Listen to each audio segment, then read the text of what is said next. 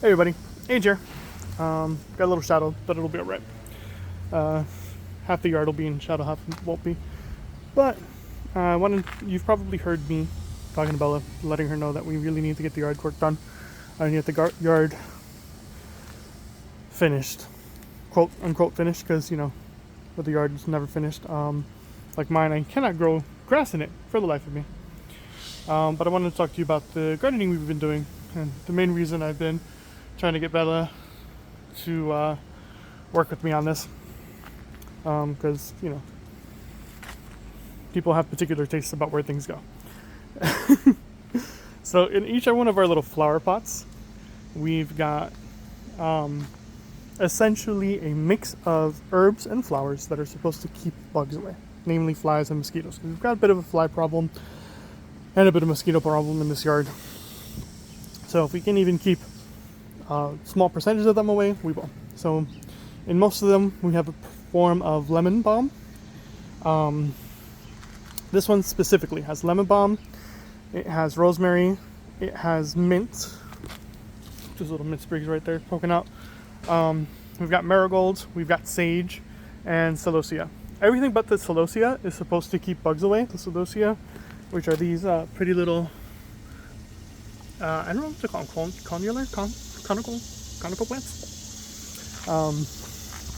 That are really pretty. They're just there because they're really pretty. Most of them also have basil in them. That big one up there does not. This one obviously has basil in it. If you hear snuffling, it's because the dog is sniffing my phone. This one has catnip, basil, celosia, marigolds, and lavender.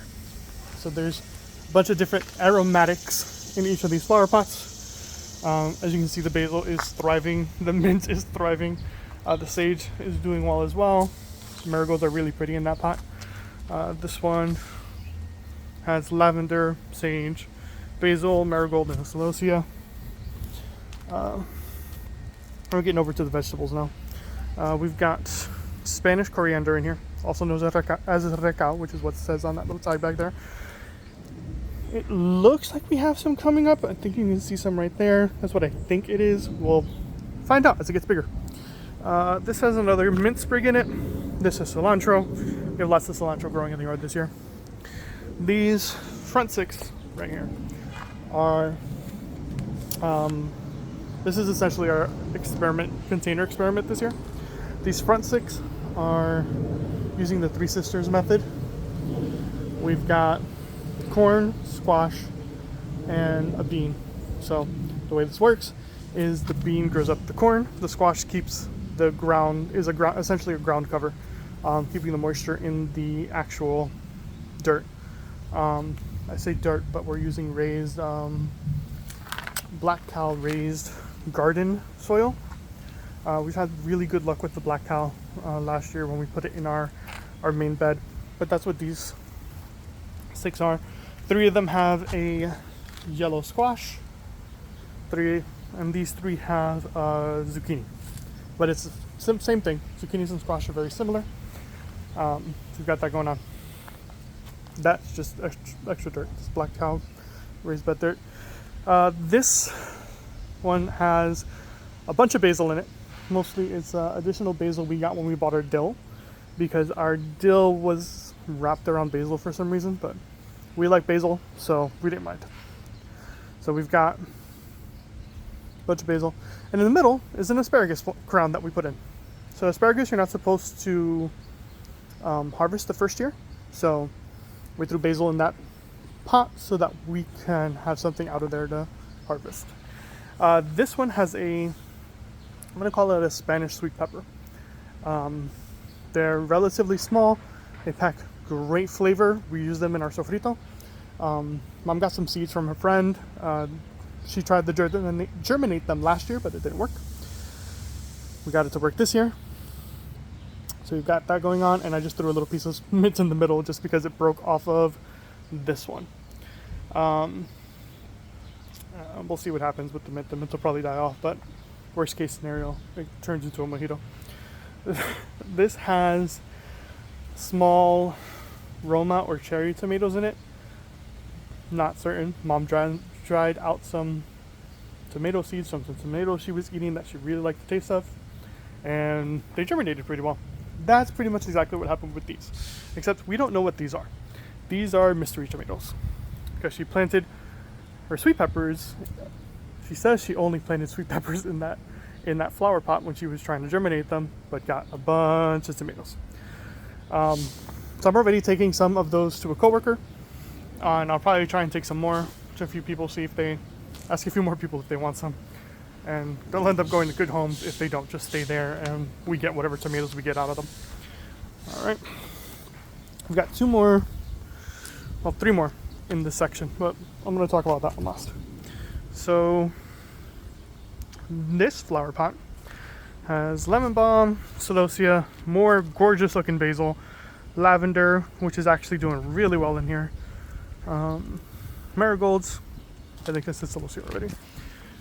This is the last of our small flower pots. Again, lemon balm. This is exactly the same as the other one. Lemon balm, lavender. Again, lavender is doing great this year. We've had problems with lavender in the past, but I found a few tips online. Essentially, you don't want it to flower the first year you put them in the ground.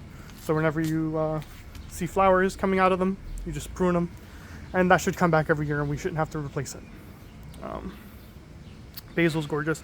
I'm going to let some of the basil go to flower so I can get some seeds and plant those instead of having to buy more, since I've got so much of it going on. And this is the flower pot that Bella created last, with Dakota in the background looking all cute.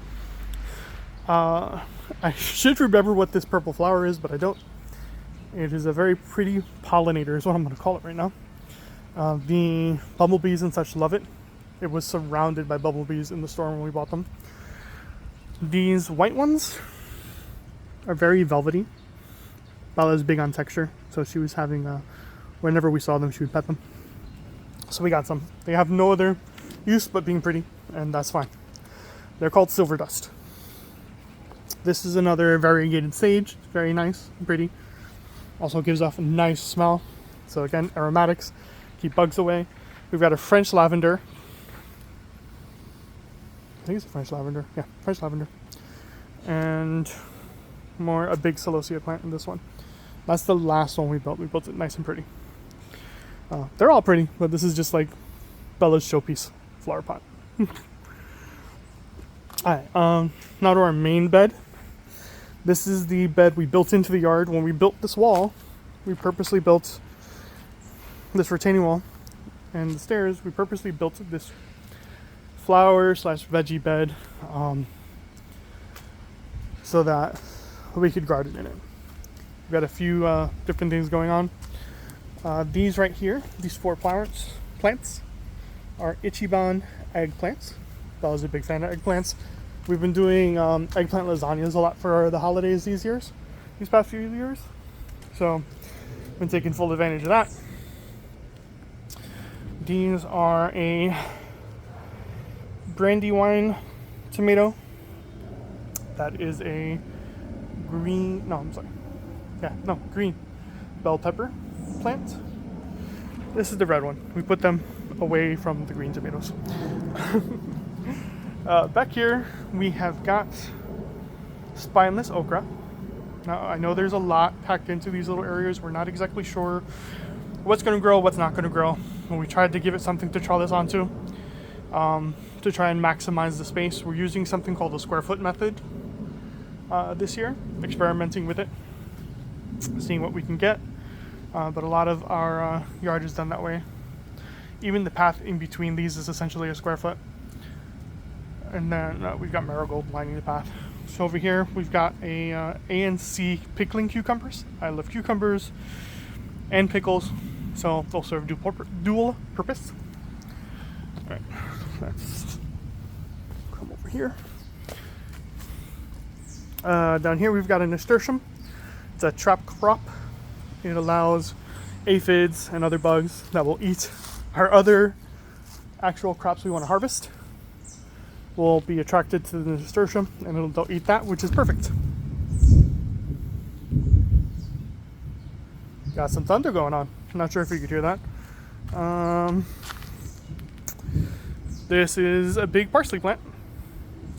We've got the backside of the okra and the cucumber.